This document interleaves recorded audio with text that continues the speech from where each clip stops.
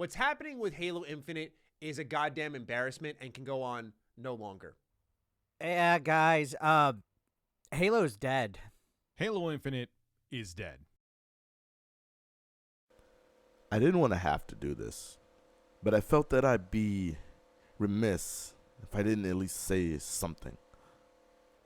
The community has spoken, and right now, if I were to search up Halo Infinite on YouTube in the search bar, these are the kind of video titles that would pop up.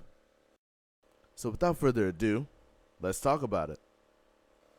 When Halo Infinite officially dropped, I was pumped. Reluctantly pumped, but I was pumped. I even invited a couple of family members over, and we were going to have what I called a Halo Day. We would all sit down and play through Halo Infinite's campaign, which is something that we hadn't done since Halo Reach. For perspective's sake, that would have been a little bit over a decade prior to the date.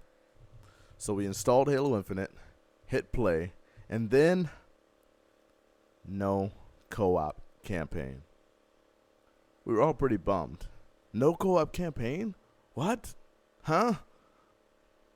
So after regaling ourselves with annoyed banter, we decided to head over to multiplayer, which at the time it still does support split-screen co-op. And we had a good time. There was no complaints. We all enjoyed the experience. Then eventually, we all collectively agreed that, you know what? It's a live service. More content is on the way, and with it, we will get our split-screen co-op campaign. Wrong. Wrong. Wrong. Now, I'm a huge proponent of respecting artists and creatives alike, i.e. game developers. So at no point in this video will you hear me name-calling, insulting, or demanding. However, art is to be critiqued. Funny enough, the art is this game's greatest feature, from its stunning graphics, its great soundtrack, all the way to the voice actors.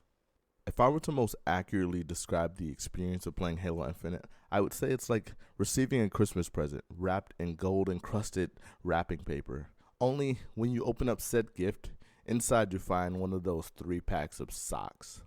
The game looks so good on the outside, but the more you dive deeper into its contents, the more you realize the lack of attention to detail within.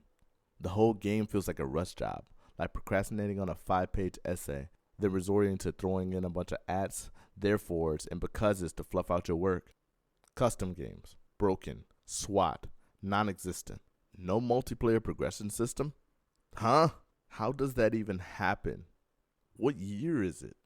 343, do you have no standards? The most frustrating part is that Bungie, the original developers for Halo, left behind the most solid, profitable, and reusable blueprint for a video game. You didn't have to do the homework.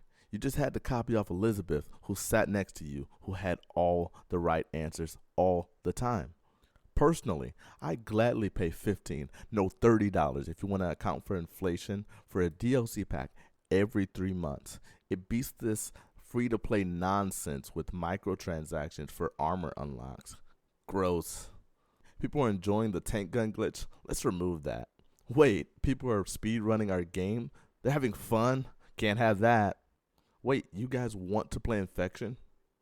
Did you say Battle Royale? I'm hearing Battle Royale. You guys said you want player collision? We've heard you. And we say, no.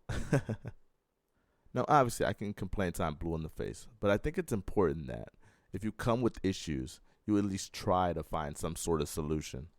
And the solution that I've come to is just let the Halo community do what it does best, which is create and support. As far as the creation side is concerned, we don't need these game modes. Give us Forge and step away. Give us file share, pre-game lobbies, and the general game types that we've all grown to love over the past 2 decades. Now, as far as the support is concerned, I'll provide a little history lesson. Back in 2004, Halo 2 sold an estimated 2.4 million copies in 24 hours. Then, in 2012, Halo 4 went on to sell over 8 million copies. Lastly, in 2021, Halo Infinite drops, amassing a whopping estimated 20 million players. The support is there is what I'm getting at here. The Halo community is Halo's greatest investor, And like any investor, we want to see results. And if people don't start seeing results, they're going to check out. I know I've checked out a while ago. But for those who still believe, 343, I hope you do better.